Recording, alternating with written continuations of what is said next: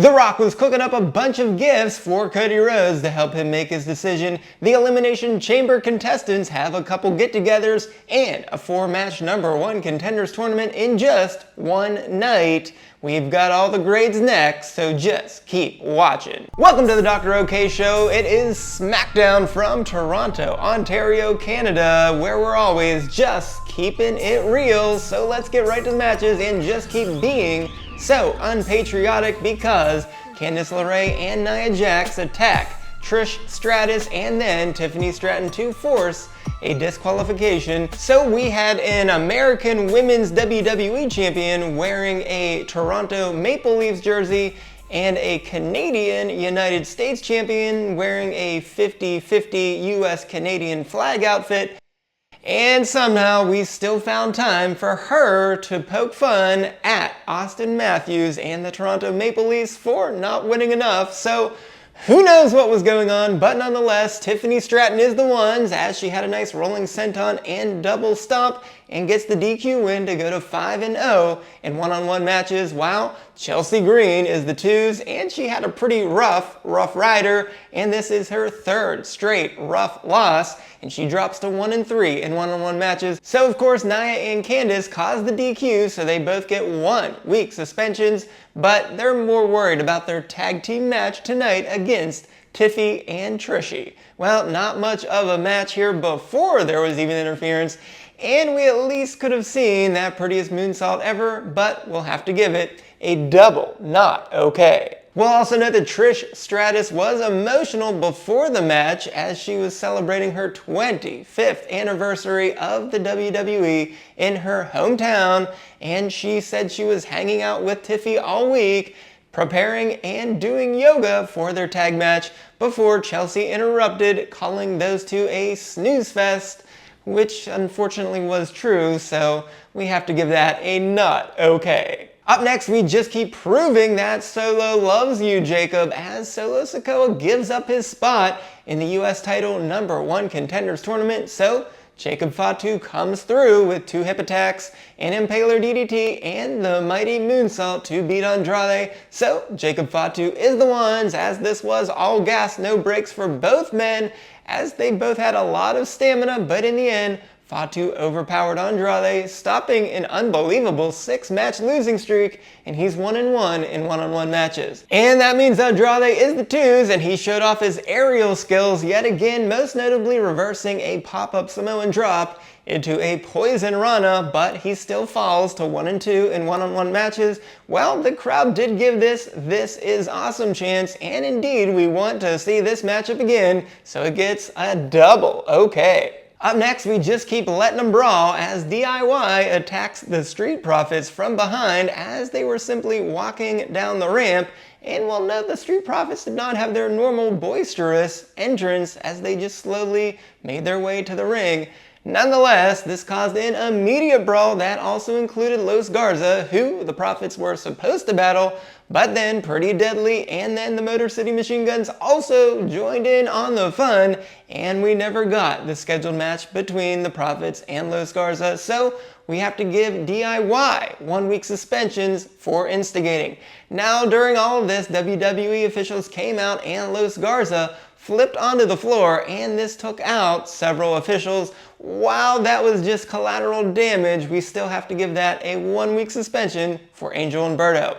Now, the officials did eventually get some order to this, but it took several minutes. That was completely wasted because we never got that match, so double not okay. Up next, we just keep needing some BFT myself, because LA Knight catches Santos Escobar in midair going for a crossbody and turns it into a BFT to win. So LA Knight is the ones, and he did have a nice pop-up slam into the Megastar elbow, and he improves to 4-0 in one-on-one matches this year. Now that means Santos Escobar is the 2s, and Joe Tessitore said he had a Super Rana. It just looked more like a Frankensteiner to me, but what do I know? Nonetheless, it seems like LA Knight is Santos's only opponent he ever has, taking his 4th straight loss to him in one-on-one matches since July, but he's 0-1 in one-on-one matches this year. So maybe these two guys just have too much familiarity familiarity at this point because this was just gritty and ugly, and I can't think of a more painful match that I needed to watch.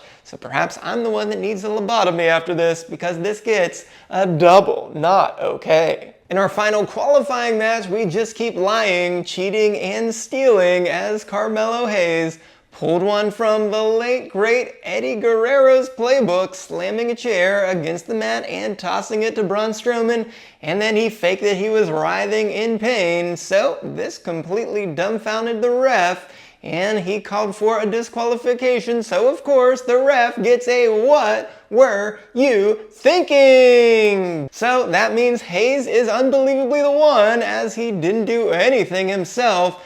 And instead, he was aided by Tama Tonga, who distracted the ref to begin with, and then Solo Sikoa came up from behind Strowman and hit him with a steel chair, but this unbelievably didn't faze Strowman at all, so Strowman ended up taking both of them out. This, of course, will get fines for Sikoa and Tonga, and unfortunately, he hasn't earned being cocky, but we have seen Hayes be pretty smart from time to time, so he actually has 3 straight one-on-one wins and improves to 3-1-1 in those matchups. So Braun Strowman is the 2s, and he keeps taking these strange losses to Hayes. This time he inexplicably threw the chair into the ring. Now granted, he shouldn't have thought that Hayes was going to do exactly what he did, but nonetheless, it cost him, and he's 1-1 in one-on-one matches.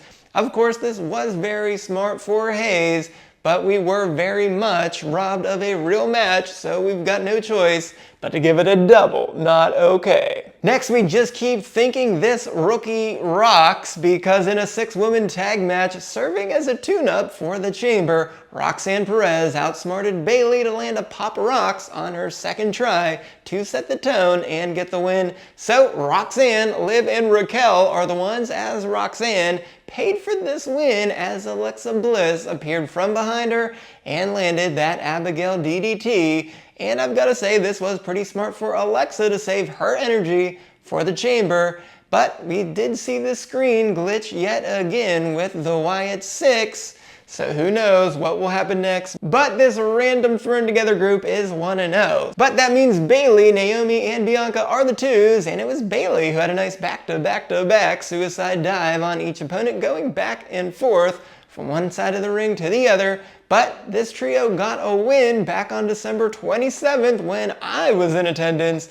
But for 2025, they are 0-1. Well, this was just kind of thrown together, and I will admit it was not terrible, but it was also not okay. And in our main event, we just keep being the #1 contender anyways, because Jacob Fatu did all the work with that same hip attack, impaler DDT, and mighty moonsault trifecta on Carmelo Hayes, but it was LA Knight who pulled Fatu out of the ring to steal the pin. So LA Knight is the ones, and we thought he was the #1 contender anyways after he had just beaten The Miz 2 weeks ago. And then we may as well just have 2 more wins for him in this one night to prove that he really deserves to be that #1 contender. So he is 5-2 in singles matches.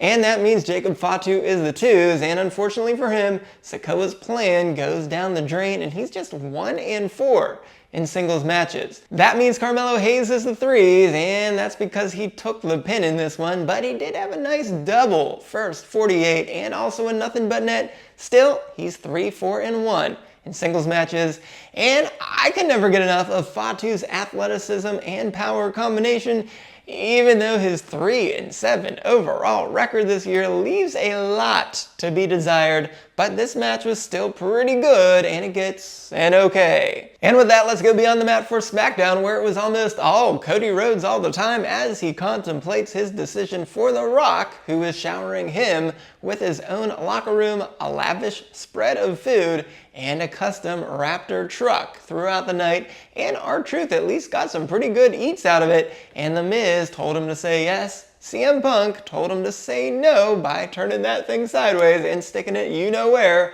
And Drew McIntyre weirdly says that The Rock might be upset because Rhodes' soul has already been sold. Very interesting what that means. Nonetheless, The Rock got the final word on the Titantron, saying he knows that Rhodes will make the right choice, but he weirdly also had a custom-made belt that said Cody's soul on it with the date of his father's death on it.